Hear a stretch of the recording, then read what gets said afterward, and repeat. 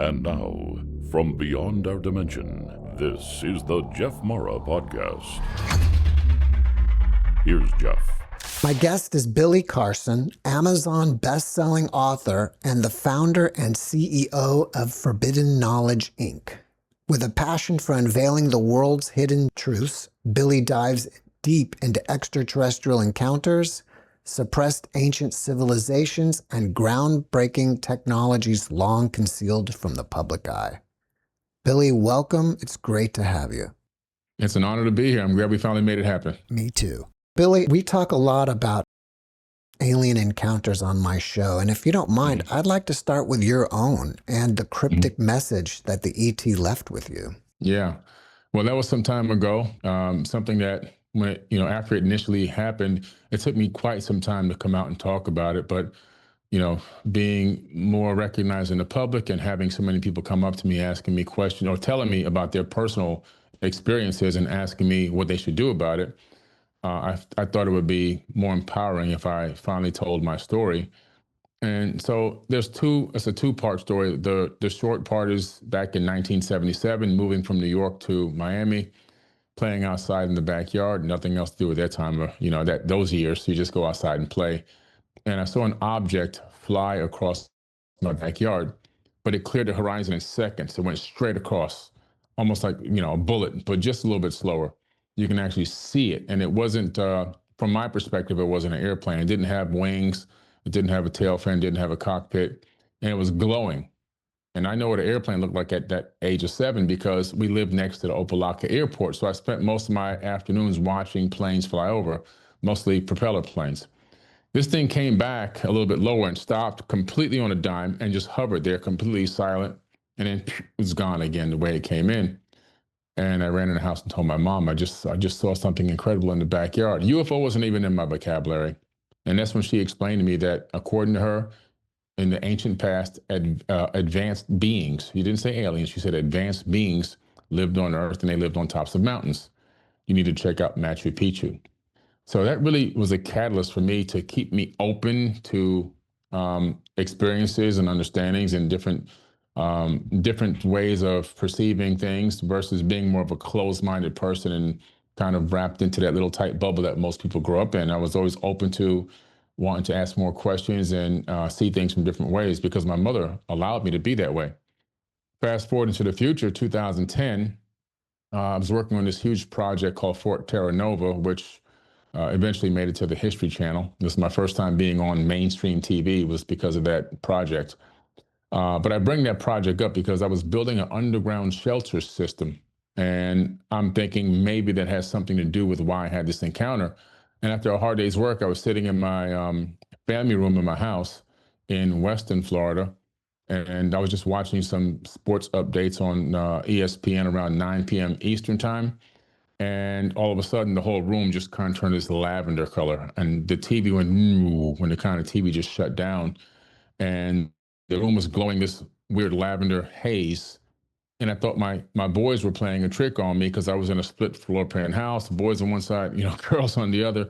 And when I turned over my left shoulder, there were nobody was upstairs, no boys. But when I turned my head back, that's when I saw, and I had the encounter. What I thought or what I felt were two gray aliens, two beings that were standing there direct in front of me. I did a lot of trauma work on myself to be able to talk about this so smoothly. Now, I went to so many hypnotherapy sessions, psychotherapy sessions, counseling sessions to get the emotional grip out of me because it used to really grip me really hard when I talked about this. And I was sitting in a couch, on a couch. I'm about 6'4", so they must have been about maybe 4.5 feet tall. Their eyes they were the almond shape like you see on all the graphics and imagery that we've seen, but they were more like shields or covers. They had like a graded pattern to them. So I don't know if they were actually real eyes or if they were coverings for eyes. Slits for nose and mouth and ears, and they weren't gray. They were more like a taupe type color, very dangly. And they weren't speaking to me in words that I can understand. I just felt my brain literally shaking in my skull violently. And I tried to scream. I can feel the air coming out, but no sound, no noise. In some way, my voice was muted. And just as quick as it started, it stopped. I would say maybe, I don't know, 30 seconds or so. And then they just turned around and they just dangled away. And I say dangle because they don't walk like a human being. They kind of on a kind of a weird bounce, and they went through the wall. The lights came back on, the TV came back on. I ran around the house, and it scared my entire family. And still alienated from one of my sons today. Unfortunately, my son Giovanni is still scared of the situation and some of the things I talk about. So I really don't have a close connection with him still to this day, many years later. And eventually, I got divorced. It was just like another thing on top, but it was a very taxing and challenging thing. But however, there's a caveat, and that is what they left me with. And I believe they did leave me with this because it didn't start until this happened. That same night, the words worldwide telescope over and over and over in my mind, just playing back. It was so repetitive that I had to go get on my computer. And at the time, Google wasn't the big search engine. I got on excite.com and I typed in worldwide telescope. And the first link that popped up was worldwidetelescope.org, which is still in business today. And at that time, you had to install the software. So I installed the software and I opened it up. Now you don't have to install software anymore because of HTML5. But I opened it up and it took me to all the space probe data for all the missions we've sent into space. And I'm talking about, it had everything in there: moon missions, Mars rovers, Huygens probe, star systems, brown dwarf, red dwarfs. I mean, it had everything. And the first thing that caught my eye was Mars. I said, okay, Mars. I click on that. Then in Mars panoramas, I said, okay, Mars panoramas. And then it opened up to Spirit rover, Opportunity rover. I was like, let me check out Opportunity rover. Open up Opportunity rover. And right away, I started seeing strange anomalies on the ground. And I zoomed in, and it allows you to zoom in, zoom out, pan left and right, as if you're operating from the mast cam of one of the rovers.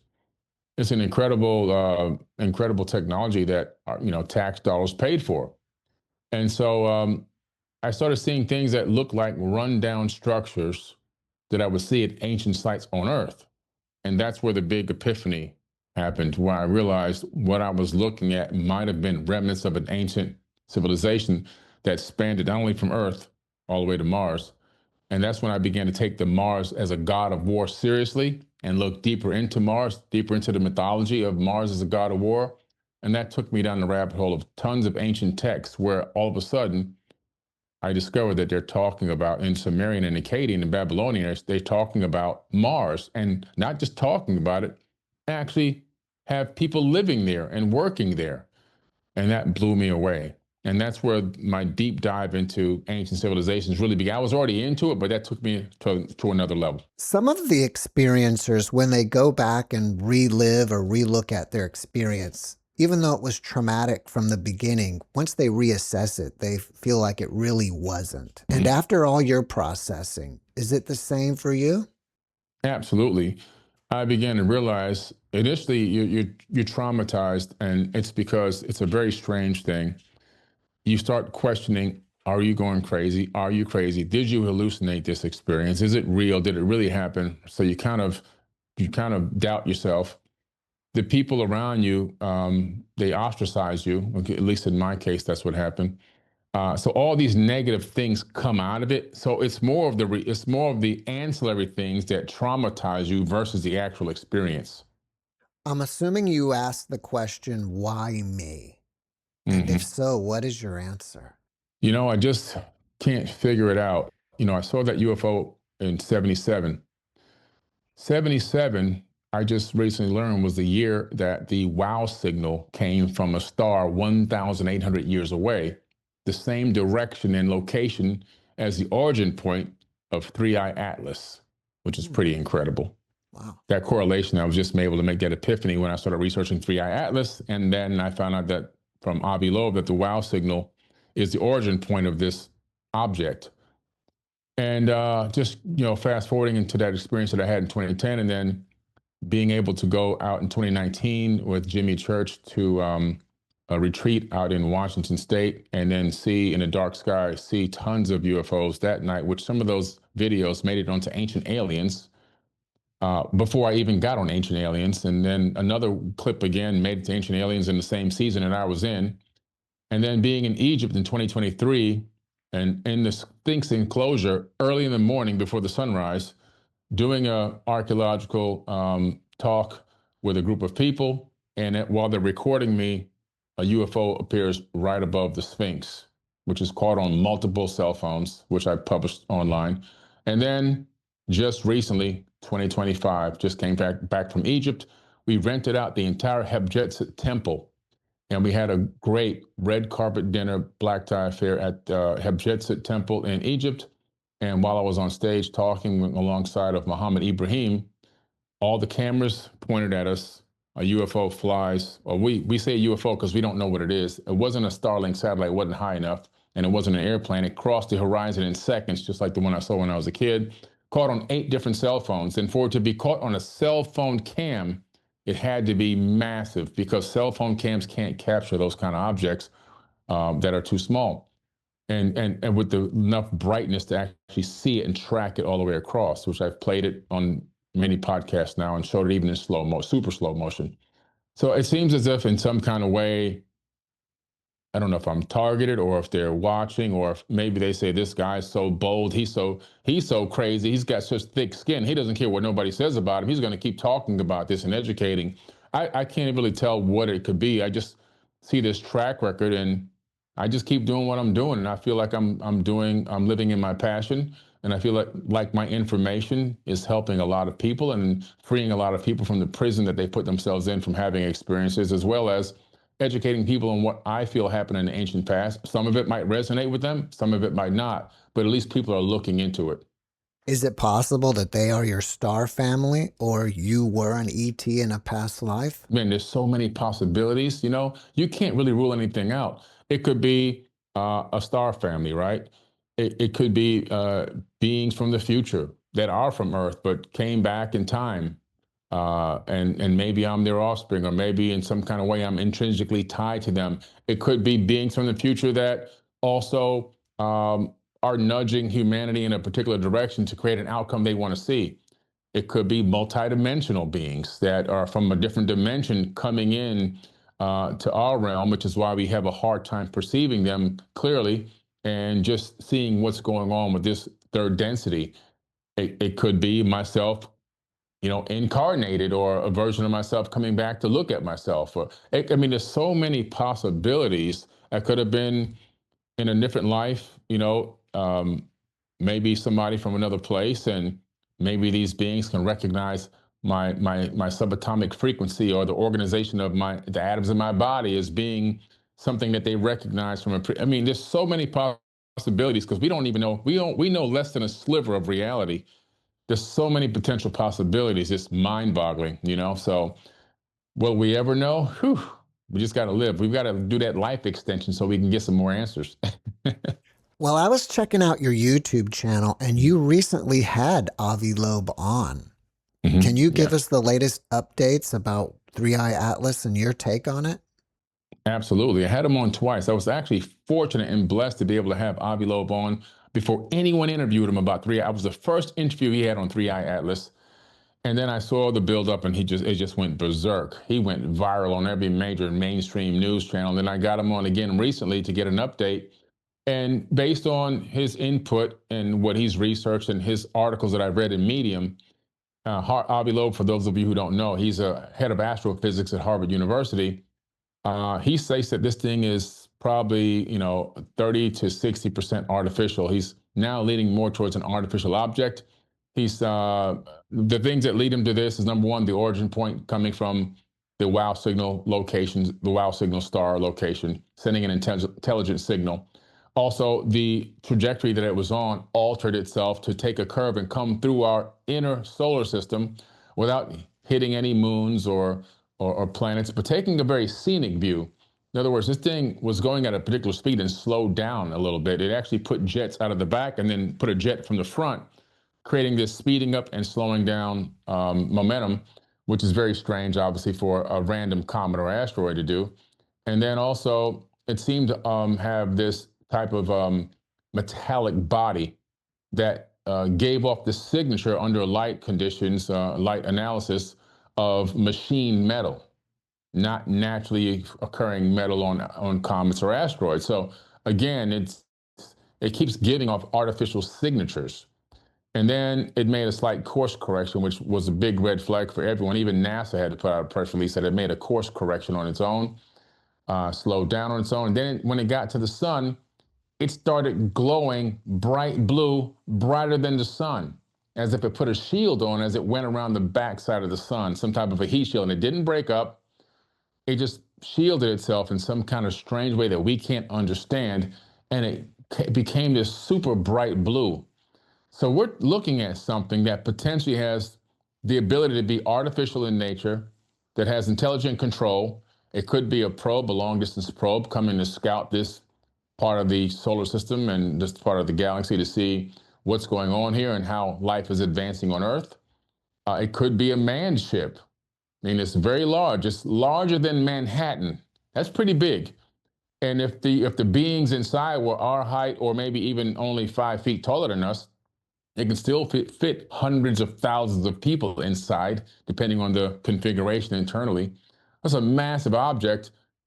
My personal opinion now, no, this is not science. My opinion is it is inhabited.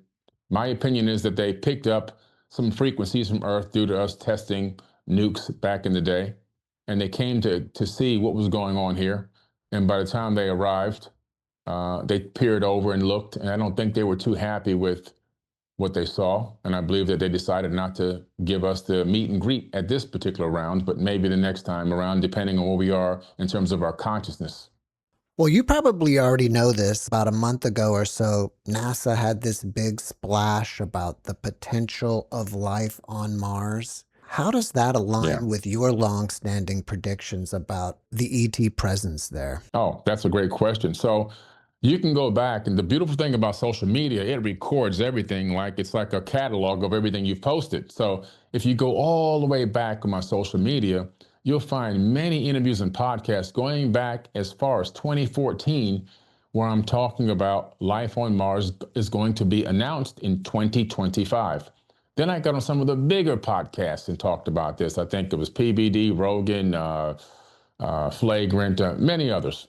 When I mentioned that they are going to announce life on Mars, and it will be 2025. And why 2025? Why did I pick this year for it to happen? I picked this year because this is the beginning of the age of Aquarius. So my logic tells me that with the science kit that they sent up on the most recent rover, they're going to have to make some type of announcement. They wouldn't put that type of a science kit, a life detecting kit on this rover if they weren't going to make a major announcement. I just guesstimated it would take them a few years, and I guesstimated 2025, and I was right.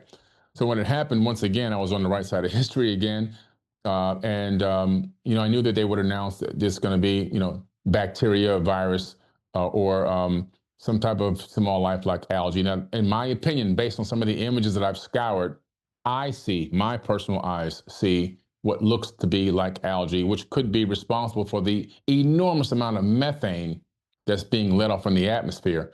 When I investigated the REMS unit data that they have on Mars and the Mars Global Surveyor data, I was able to find out that oxygen is being produced at the surface and then resonating out into the upper atmosphere and leaking into space. So even though it's leaking into space, it's being produced on the surface, and it continues to be produced along with other incredible and very important gases needed to sustain life. And they've now found hectares of lakes on Mars, they meaning NASA, and made public press releases about that. They found liquid water, brine water, which is salt water. And so everything you need, and they made a release stating that the soil on Mars is better for growing crops than the soil on Earth. So everything is leading to the point that Mars will become a breakaway civilization by humans soon, if not already.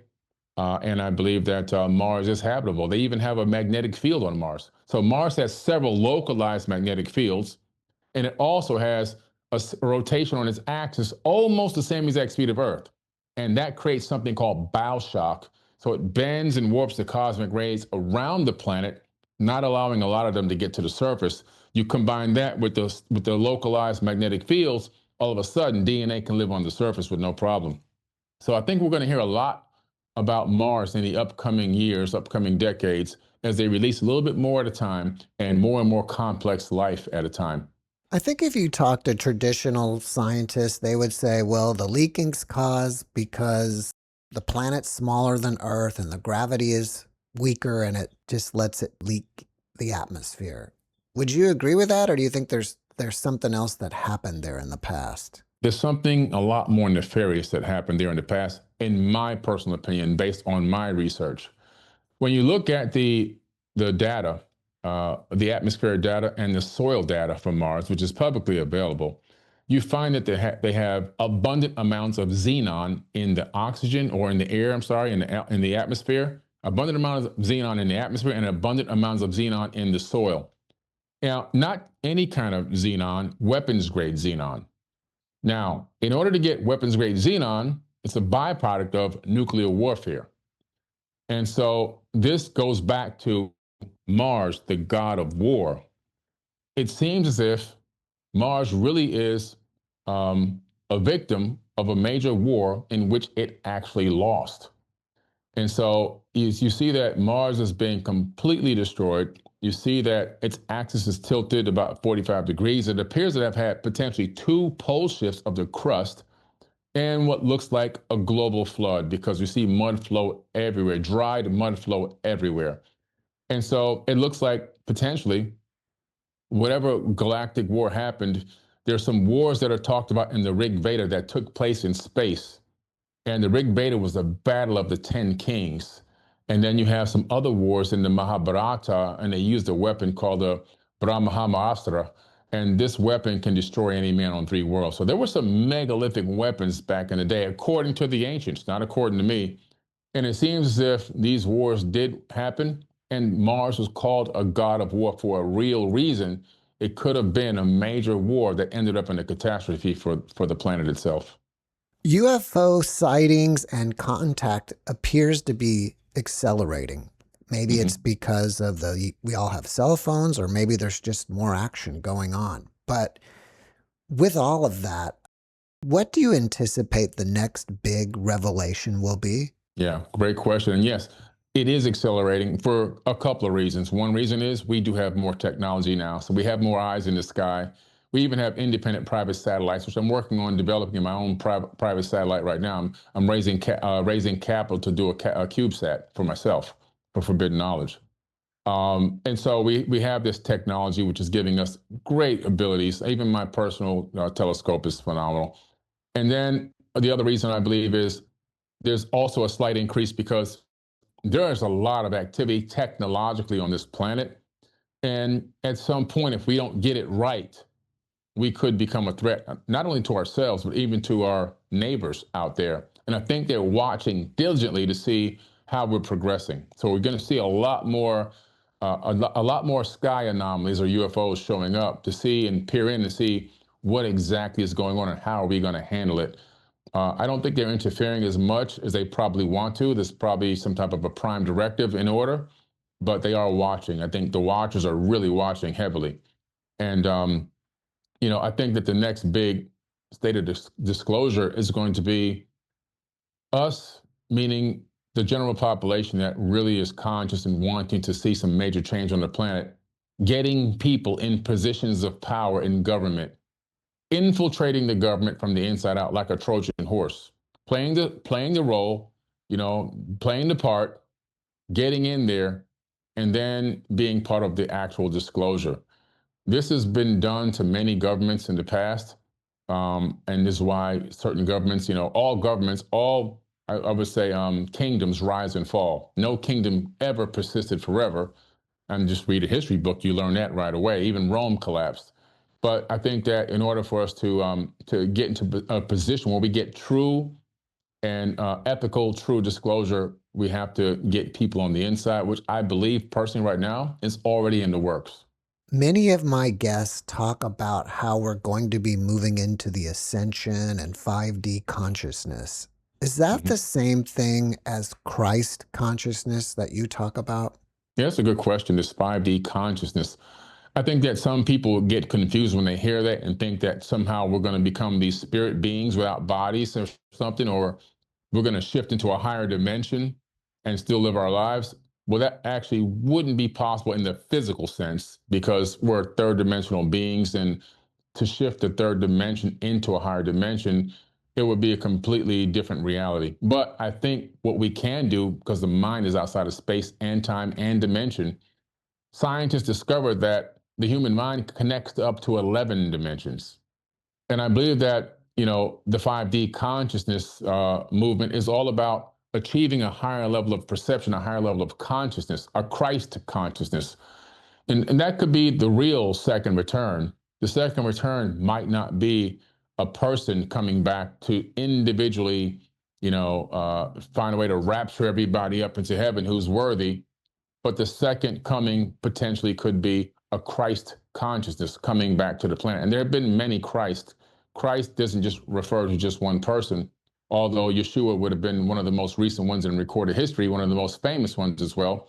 And I believe that his message was so incredible and so powerful that if we all followed that message, this planet would be an absolute oasis.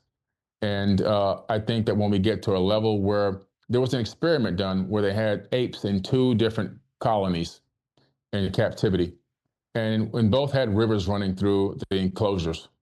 And in one, they were feeding them these sweet potatoes in both, but they were making them very dirty before they gave them to the apes to see if anyone would say, one of these apes, let me go wash this off in the river. Eventually, one of the apes went and washed the dirty potato off in the river and then ate it, and then taught that to the other apes.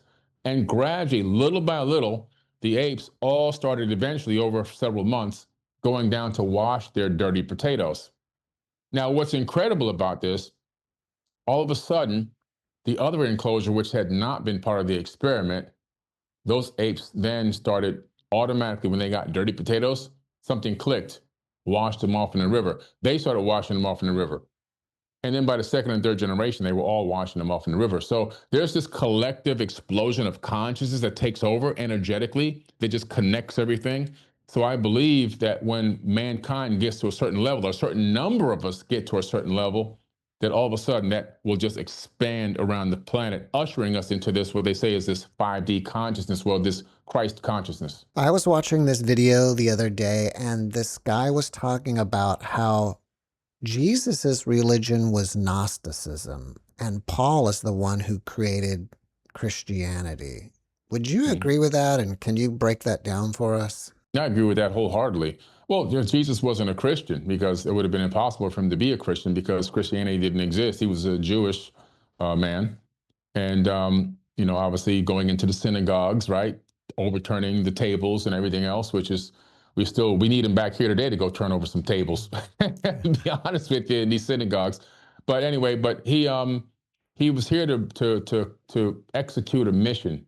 And that mission was to change the way we perceive ourselves and the way we perceive the world and the way we love one another and the way that we see God in each one of us. As he said, ye are gods, and you too shall do greater things than I. In other words, the commandment from Jesus or Yeshua was for us to recognize the power that's in us and for us to then go out to even accomplish greater things, to tap into the love, the harmony, the wisdom, the knowledge, and to then take action behind that in the world and turn this planet into heaven, a temporary heaven, because we're only here temporally. And then, of course, the other disciples and many others then took the information, took the teachings. They curated it as best they could, but they turned it into a new religion, and eventually that caught on. They stored a lot of the information in a lot of these papyruses and scriptures, and then those got discovered a long time later, and then got, looked at, put back together in a kind of a remix, and then became canonized. And so, but at the time after Jesus' death, there were actually many offsprings of versions of the beginnings of Christianity. They kind of all began to coalesce into this one around 100 AD, even though there still are different sects of it, but they kind of started to coalesce about 100 AD to 900 AD when the bulk of the actual Gospels were kind of put together. Do you follow Gnosticism? And if not, is there any religion in general that you do follow, or do you just kind of take all the information and compile it and make sense of it all? Yeah, I just take the information. I like to read all text. I have the Talmud over here, which is pretty dark. I have, the Torah right here in this room. I have, of course, the Bible's right there as well. The Quran's right there. The Gnostic texts are here as well.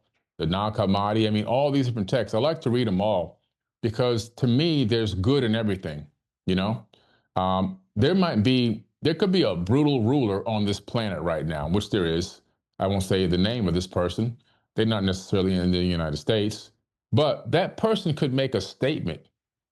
And if that statement makes sense to me, I'll incorporate it into what I believe in. Not that I believe in that person or what they're doing, but if they made a statement or a quote that was so powerful, I could see how that information can impact me. So what I'm saying is I'm not a person that throws out the baby with the bathwater. Yes, I will alienate certain people and things based on what I see them doing or not doing. But also at the same time, I don't consider myself an idiot. If there's some good information to glean from something, I will definitely incorporate that into my knowledge base. And especially if it's good and I feel like if I act on that knowledge, I'll get a result in my life that's positive, well, I'm going to do that too. I think too many people throw away the baby with the bathwater, and that's a big problem. I take information from everything and I just discard what insults my soul.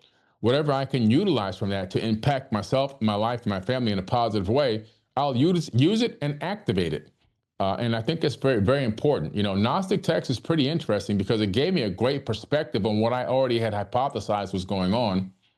I personally believe that the way Gnostics see things in terms of their perception of the Bible being more leading people astray, not all of it, but the direction where it goes, I believe that they're more accurate. I just honestly do. I don't believe that some people in the religion, the Christianity version of religion, are acknowledging the fact that this Bible potentially could be referring to multiple gods, which aren't gods at all. They're gods with a lowercase g.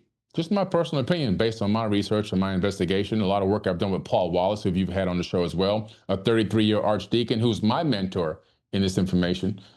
And I think that when you really look at and analyze it, a lot of the information is not empowering enough. Some of it really forces you to give away your power to outside sources. And then also it allows you to acquiesce and allow yourself to not be accountable for your own actions. You can just ask and beg for some forgiveness and everything's okay again, where now you can commit the same sins all over and over and over and over, which is what happens, versus really working on self-improvement, understanding who you are and why you're here, and digging deep into the soul and doing your own trauma work, forgiving yourself when you make bad mistakes and learning from those mistakes so you can grow and become a better person. I think that's more important than some of the messages in that text. In your opinion, what was Jesus up to during all those years that are missing from the Bible? Oh, yeah. Well, it's very clear. I mean, I just came back from Egypt a few weeks ago, took 95 more incredible people there with me to Egypt.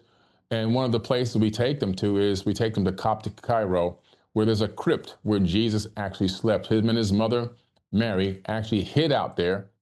And the bed or the location where he laid is still there till this very day. But even the path, there's a big billboard there or this sign that they made showing the path that he went through as he was hiding out, from Rome there, and hiding out from getting slaughtered with his mother. And so he actually went to Egypt. And the Bible knows this because the Bible says, I called my son out of Egypt. It's one of the statements made by, quote unquote, God in the biblical text. But he disappeared into Egypt. But learning the Egyptian mysteries, learning not technically the Egyptian mysteries, learning the mysteries, the ancient mysteries, eventually making it to Tibet on a journey and learning Reiki and Qigong and all these other incredible healing modalities with moving energy through the body. And that was confirmed by the Dalai Lama, not me. And then making it down into India, learning the mystic arts and teaching reincarnation all the way back, according to the Gospel of the Holy 12, a text that was, of course, left out of the biblical text. And then he shows back up, of course, in the Bible at the age of 32. riding in on the back of a donkey, proclaiming himself to be the Messiah. And so I think that he was really up to learning, gaining wisdom, knowledge, understanding, ascended knowledge, and learning how to apply that knowledge and becoming a master at that, and understanding this reality in a way that most people at the time had a closed vision of what reality actually was. They were more tied to this physical body. He was more tied to the spiritual side, and he could see far beyond where anybody can see, and he could see the greatness in humanity and where we can ascend to if we only tapped into our own internal power. Do you feel that the biblical story of him coming back to life and rising to heaven is what happened? Or do you think somehow he survived the crucifixion and lived out the rest of his life? That's a great question. I've been asked this question many times in many podcasts, and usually what people do is they edit the part where I talk about the other possibility. The one possibility is that he was slain on the cross, and that in some way he escaped and still lived. That's one potential possibility. And people can say they had witnesses. Nobody had any real witnesses. Nobody knows really what happened. And I can if I write a book 2,000 years after this situation happened, I can make up any story that I want, right? But it sounds really glorious that way, that he rose out of the tomb. Another option is he pretty much could have survived, and he could have been taken out of there, and he could have lived a life and gotten married and had kids. As I stated before in some podcasts, there's this gospel of Jesus' wife, which people try to debunk. And the woman that at Harvard Seminary that discovered this and went through a group of real archaeologists, well-renowned archaeologists, went through it and dug deep into it and validated it. And then Harvard got behind her and validated it. And she went on a big tour around the world talking about this. And it got so popular and it became so polarizing that the Vatican stepped in and said, "Oh, no, it's fake, it's fake, it's fake." Just say this without even looking at it. They hadn't even looked at data yet or research. They said, "Oh, it's fake. You got to put this down as fake." And they put a lot of pressure on Harvard, and then Harvard put a lot of pressure on her, and eventually she had to recant her statement that it was authentic. So what's the truth? We'll probably never know. There's so many possibilities. He could have risen into heaven. He could have escaped, and somebody could have helped heal his wounds, and he could have survived. There's also a possibility he was never even put on the cross in the first place. There's so many potential possibilities. I think people get too caught up with that because they want someone to help save them from their sins. If he didn't really do that, then how am I going to make it to heaven because I'm a sinner? That's negative programming code. Instead of being worried about that, how about just worrying about improving yourself? How about worrying about owning up to the mistakes you've made in life? How about standing in front of a mirror and saying, "I screwed up, and this is how I screwed up. And you know what? I forgive myself," number one. Number two, what did I learn from this situation, and how can I grow from it? And then number three, never do it again. Now you've just been born again in the spirit. And now you can look back on your previous self and see where you were at a lower state of consciousness. I think that's the real message here. Continue to grow, continue to ascend, and stop getting caught up on some of these particular things that were written by men that we can't truly validate. I mean, the Sumerian tablets say a lot of incredible things. I can only hypothesize on what those meanings are. Can I 100% unequivocally validate them? No. It's the same thing with any other text that's written anywhere else. Many of my guests, or some of them, would say that one of the biggest problems with humanity is our lack of self-love. Yeah. Well, when you get on an airplane, I fly a lot. When you get on an airplane, as soon as the plane pushes back, the flight attendant's going to stand up, and he or she is going to start demonstrating your survival methods, right? Your survival tactics for this flight in case something happens. And they say, in case of a loss of cabin pressure, if the oxygen mask drop, make sure you put it on yourself first before you help anybody else. A lot of us want to go out there and we want to give ourselves and our energy to everything going on the outside without being secure and safe within our own self first. We want to give away love and we want to give away empathy and everything else, which is fine. But at the same time, there's only so much you can truly give away if you don't have a solid foundation within your own self. You'll never be able to be the true giver that you want to be. You have to establish a foundation within yourself. Get yourself stable. Be sure and confident within yourself. Heal within yourself. Face the trauma and the shadows within yourself. Work on yourself consistently. Do the shadow work. Do the self-realization, right? Do the self-improvement work. Get yourself stronger mentally and emotionally. You'll be there and you'll be a much stronger pillar for others when you encounter them, as long as you are consistently working on yourself. And I think that's the true message we need to understand. If you're leaking energy, it's just like a tire on a car. You can keep putting air in it, but when you wake up the next morning, it needs more air. We got to plug those leaks within ourselves so we can become stronger people. And when we do that, we show up even better for everyone else. Do you have a favorite technique for doing the shadow work? Well, there's so many. I would say there's a couple, and there's some that are really so simple. One is just as simple as taking a shower. In the shower every day, sometimes I take 3 a day, depending on whether I work out, the morning and the evening. But you take a shower, you see the water coming out of the spigot, out of the faucet. Now, this water is blessing and cleansing, right? So you're blessing the water as it's coming out, because we know from the work of Dr. Masaru Emoto that water listens to frequency and intention, and it crystallizes. Again, Christ crystallization. And then you envision darkness in your body. So you start thinking about things within you while the water's running over you that you want to work on, that you need to work on, things that you've been putting away in a compartment that need to be faced and thought through. You bring those emotions back up. You relive some of those situations. You then work yourself through those situations emotionally, and you forgive yourself for those things. And you allow the water to say, now I'm going to let the water wash this away. And you just envision this water washing this darkness out of your body and down the drain, because now you've processed it. And once you process it, now you get into the emotion of gratitude. You feel so grateful and so thankful that you were able to deal with this situation, bring it back up, face it head on, forgive yourself for it if you needed to do that, and allow it to just wash down the drain. And then let the rest of the water come down now. The water now is just pure blessings, just bringing and pouring blessings and harmonizing with the water in your body and taking you back to a high vibration again. And that's just one method of many, that I talk about in my academy. I have an online academy called the Forbidden Knowledge Academy, and it allows people to go through all these different stages of doing shadow work. You've built an impressive empire with the Forbidden Knowledge Inc. Thank you. What is the biggest lesson you've learned about sharing esoteric knowledge with a mainstream audience? The biggest lesson is everyone's not ready to hear it. So if you force it on people, you can get a lot of negativity and lashback for that. You just have to be prepared for that. And so what I've done is I've found very innovative and applied neuroscientific ways to convey information and messages through storytelling, sometimes through being very abrupt and stark or polarizing, depending on the crowd I'm trying to touch and reach, or creating productions like shows and documentaries that are on a higher level of production quality, which then become more believable, and you can convey a message through edutainment that way. So various different methods that I'm using and experimenting with on a consistent basis to get the message out there in various different ways, because people learn and perceive in different ways.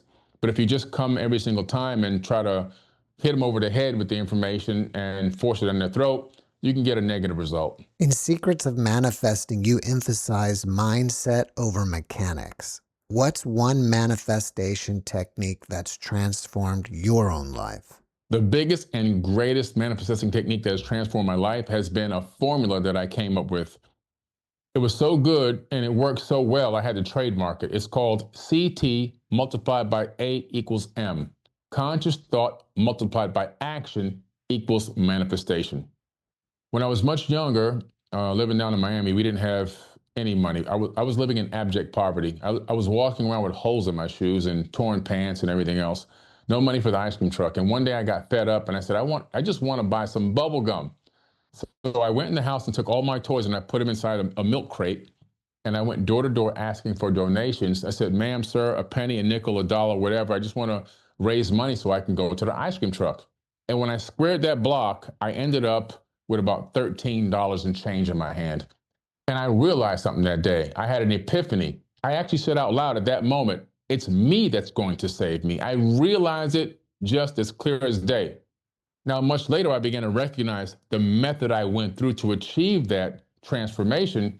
I had a conscious thought, what can I do to raise this capital? Oh, sell my toys. I don't play with toys anyway. That's the thought. Well, then, if I do that, it takes action. So now I gather them up. Now I have to multiply the action. So I have to go knocking door to door. Now I'm taking a risk. I'm violating my mom's rules by leaving the gate because the neighborhood was so dangerous. I could have been abducted, killed, whatever. But I multiplied the action, and the end result, the side effect of that energy exchange was money in my hands. So I recognized that, and I began to apply that same principle to everything. And no matter what you apply it to, you will get a result, guaranteed. I like that. Conscious thought plus action. Multiplied by action equals manifestation. Right. I'm a fan of Gary Vaynerchuk's information. Oh, yeah. And I love his idea about everybody has ideas, but it's only the people who execute on them make things happen. Mm-hmm. That's right. I see it all the time. I produce a lot of music, and I probably put out over 300 songs in global distribution, whether I produce them for myself or other artists as well. Made Billboard, for 8 weeks in 4 categories in 2018 on an album that I produced and appeared on. But in that process, I was around so many other producers and artists.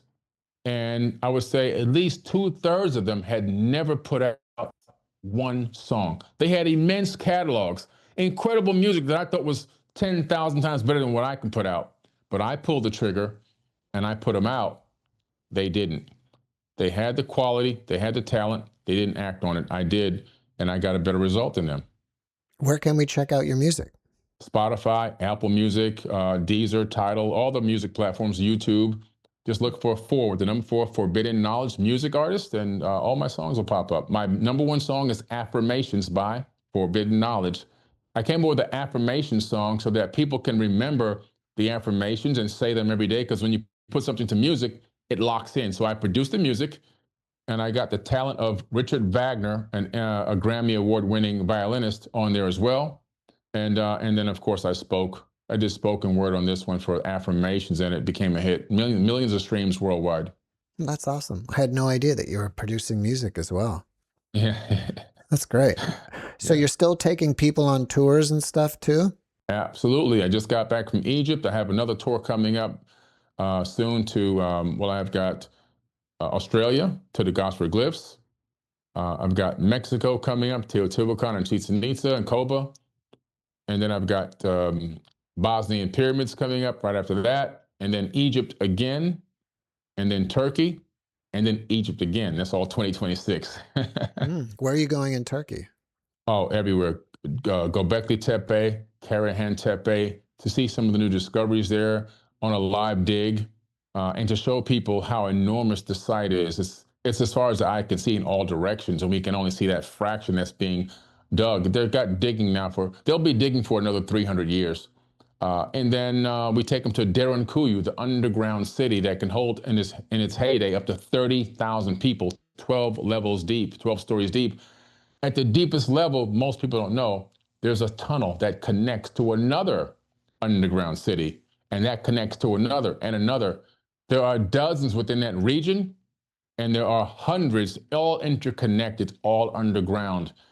Talking about over 14,000 ventilation shafts, bringing air to the deepest levels. A very sophisticated web of underground cities there. So we take them everywhere. We just take them to see the most incredible sites and places throughout these ancient locations, and we give people a firsthand 10-star experience. So do you think all these ancient temples and amazing places that were built were helped by aliens, like ancient aliens? Or do you think that we had another civilization previous to this that got wiped out and we started over? Great question.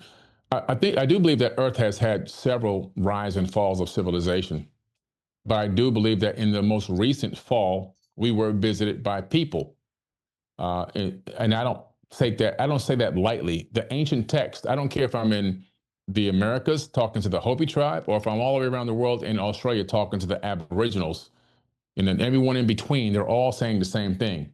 The ancient Egyptians have Zeb Tepi. The Sumerians talk about the time that the pantheon of the Sumerian gods arrived. We're talking about these beings called the Anuna, called the Nituru, or many other names, the Star Brothers and so forth. They're all the same people. They came from heaven to earth and turned mud into a kingdom. And I believe that these people did come here, that they were way more advanced than us, and they came at a time that we were in a fallen state, unfortunately.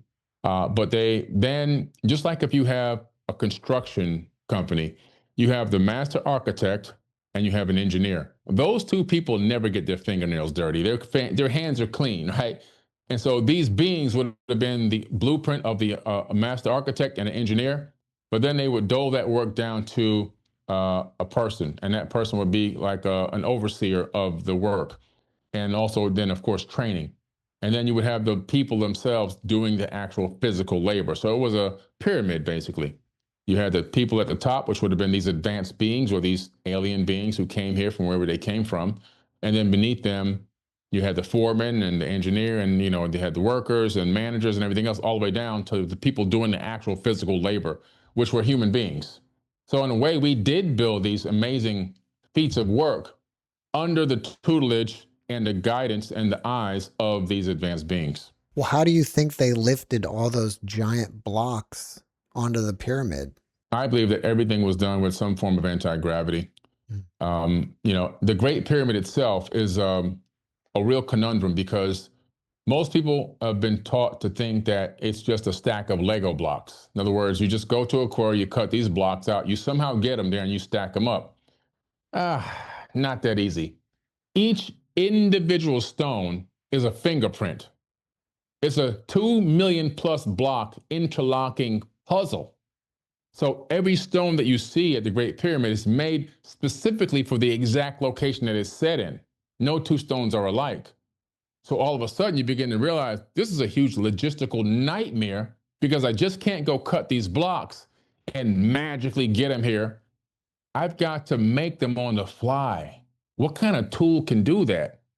So we're looking at the evidence itself of advanced technology and tooling is just looking at the interlocking 2 million blocks of stone, because every block is a fingerprint. It's just incredible. And you can't really appreciate that until you stand right next to it and look at it with your own eyes and put your hands on it and go, I can't believe I'm standing here looking and touching this. There's no more evidence needed. This is the main evidence on the planet. We're all looking at it and standing right next to it. This was not built by mud ramps. You would need more mass in the pyramid itself to create a mud ramp. It's not rolled on logs. These stones too heavy, they would destroy the logs. Elephants didn't pull these up here. This was built utilizing some technology that today we still haven't figured out. What is your take on the new information that came out a few months ago or 6 months ago, how they were able to image underneath the pyramids and they saw all those columns down there? Oh, yeah. I'm a huge fan of Filippo Biondi and Armando May's work. I've met them in person. They are great human beings. These men are serious scientists. Armando May just moved to Egypt. I've researched and studied their work extensively before I made a video about it that went super viral.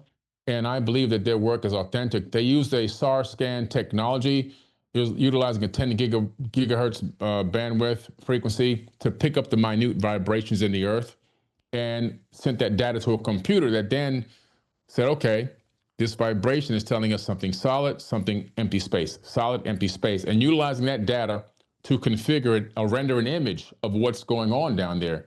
And what they have down there is exactly what I wrote in my book 5.5 years ago, The Compendium of the Emerald Tablets, the book I wrote, which has been a bestseller in ancient civilizations for 5.5 years straight. I have an image on page 34 of columns going deep into the earth, and I say they go on under the earth for miles. And I only took my hypothesis based on ancient references that I read and a quote from Herodotus. And of course, their science and their data validated my theory from years prior.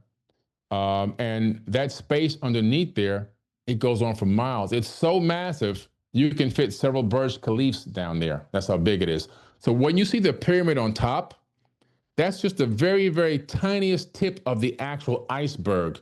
What's beneath the actual bedrock is mind-blowing.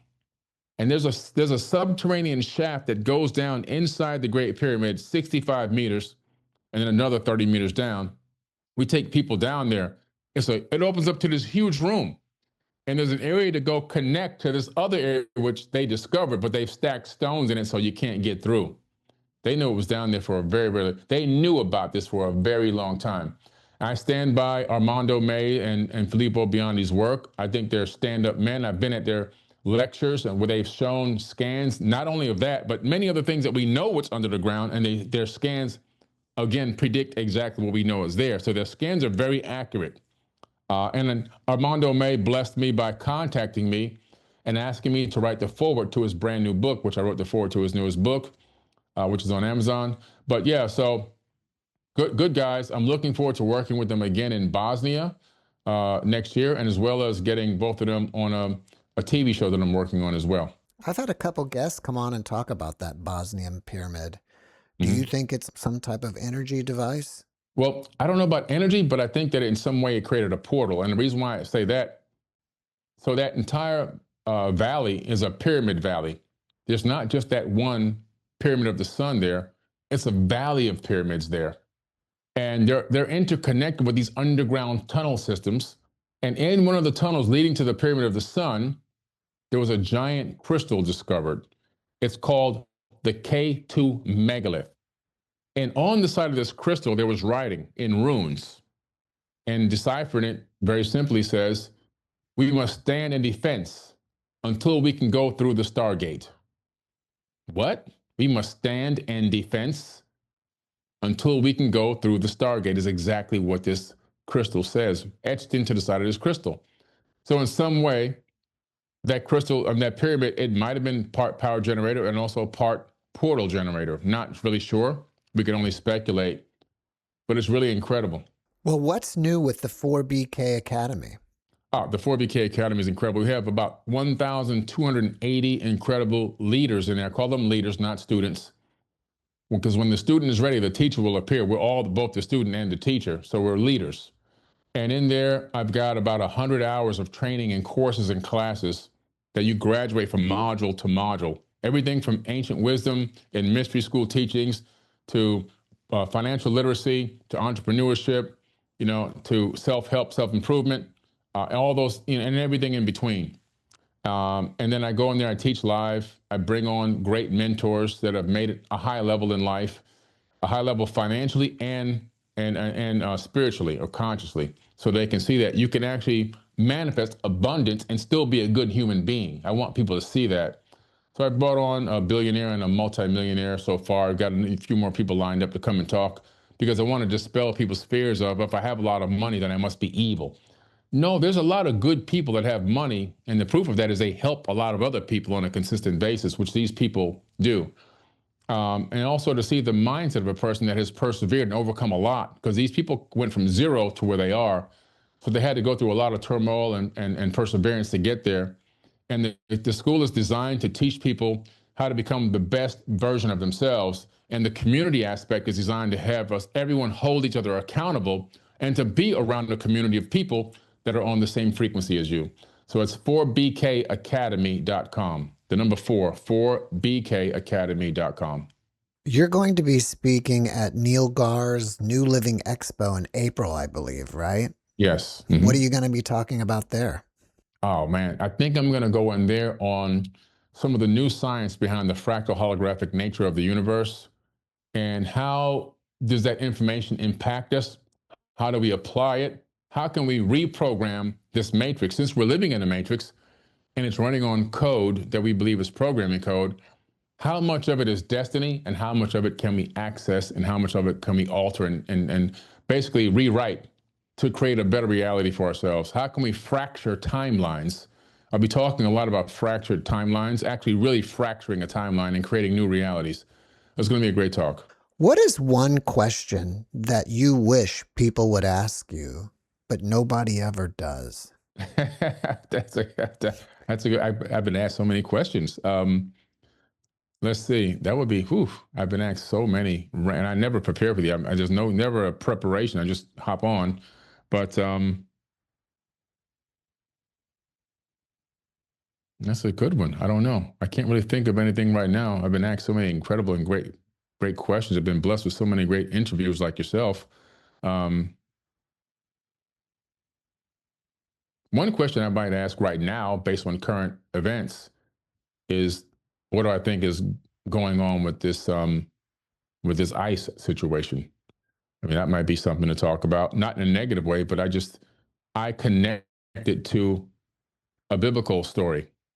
And so if you go into the Bible, you discover that they're hunting for the potential Messiah, right? Which is Jesus. They're trying to find Jesus, which is why he went and fled to Egypt. And the order was to kill the firstborn of everyone, any baby you see, any male child you see, to slaughter them, unfortunately. And they went around literally slaughtering every male child. They would snatch babies out of women's arms and unalive them, unfortunately. And when I look at this current ICE situation, it almost seems like it's under the auspices of getting immigrants out of the country, but it really seems like a manhunt. To me, I'm likening it to the same story in the Bible, where this really, to me, is starting to look more and more like a real manhunt.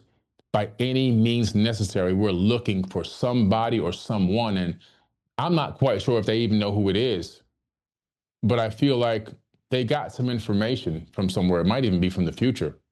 And I believe they're trying to stop the existence of this person or this group of people, whoever they are. Billy, before we finish up, can you leave us with a last positive message? Absolutely. I believe that every single one of us has an incredible mission on this planet, and that every single one of us is a piece of a puzzle. If I look at the Great Pyramid as a metaphor for humanity, when I look at it, I see that it's a representation of what we're supposed to be. We are supposed to be this collaborative effort of multifunctional, in our case, multiracial people that are interconnected and woven together, right? Because every block on the Great Pyramid is an individually cut piece for its location, and it fits together like a gigantic puzzle. And each one of us is a tiny piece. There's 8.5 billion pieces to this puzzle. And we're all supposed to intersect and interconnect in a way that allows us to build ourselves from the base up and create something magnificent on this planet. We just have to get through the divide and conquer tactics. We have to see through that, the wizardry that they put on us, and believe that we're here to love one another and take care of one another and be there for one another in ways that maybe we can't perceive at this moment. But regardless of race, color, religion, or whatever, we're here for each other for a reason. And together, once we interlock like that Great Pyramid, we're going to create something great. And I call it a golden age. Billy, thank you for your message, and thank you for being my guest. Thank you, sir.